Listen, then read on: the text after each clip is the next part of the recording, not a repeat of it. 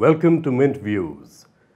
Today we will discuss a controversy stirred up by India's Consul General in the United States, actually in New York City, who seems to have made or drawn an analogy between Kashmiri Pandits and Jews, the Jewish diaspora worldwide, and between Kashmir and Israel. This seems to be problematic at various levels. I think we'll have to read out exactly what he said. It was a private conversation. He was caught on video saying the following. I'll have to read this out. He said, just like the Jewish people kept their culture for 2,000 years outside their land, and then they went back, we all have to keep the Kashmiri culture alive. The Kashmiri culture is the Indian culture. It is the Hindu culture. I feel as much Kashmiri as anybody else. And then he also says, I don't know why we don't follow it. It has happened in the Middle East. If the Israeli people can do it, we can also do it. That last bit seems to hint at an analogy between Kashmir and Israel. Israel, as we know, was a country founded on the basis of religion as a safe enclave for Jews after the events in Germany, the Nazi Holocaust. And like Pakistan, it was based on religion. India has always been opposed to this. This seems to be a hugely controversial statement. For some background on this and why this could be controversial, Shrija.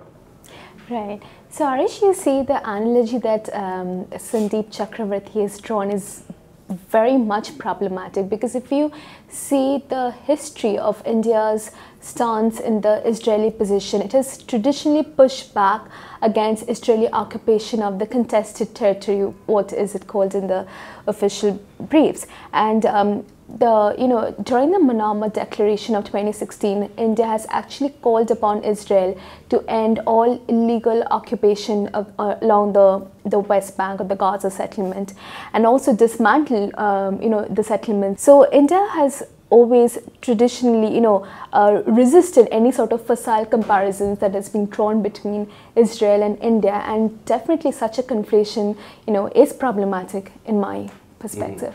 Would you agree with that, Anant? Well, on the face of it, these comments cannot be justified. My objection is with the part where he says that in the Kashmiri culture is the Hindu culture. I think such comments should not be allowed in this day and age, and given our constitution and our principles. But I think the other comparisons that we seem to be drawing to the Israeli example are a little bit overblown. Those concerns are overblown. You see, there is a genuine problem where Kashmiris have been dislocated from their homes, and these people have a genuine need of rehabilitation in their states, in their homeland. Now, how is that to be done? If you have terrorists throwing them out, if you have people not supporting them, if their lands have been grabbed, how exactly is that going to happen? So I think there is a public debate already going on about shifting Hindu Kashmiris back to, if not within the community, then outside general communities, where they can have an enclave to exist, so that at least they have a semblance of homeland over there. And I think the comments of over here that we're discussing were in the context of preserving the culture. I think we need to be a little cautious about drawing that conclusion at this stage. Mm-hmm. So you're saying this Israel analogy might be our over-reading into the situation. But he did specifically mention Jews, and he did specifically mention Israel, and he mentioned faith, the Hindu faith, which conflates religion with the nation state, a principle that we have opposed all along, whether it was the creation of Pakistan or Israel for that matter.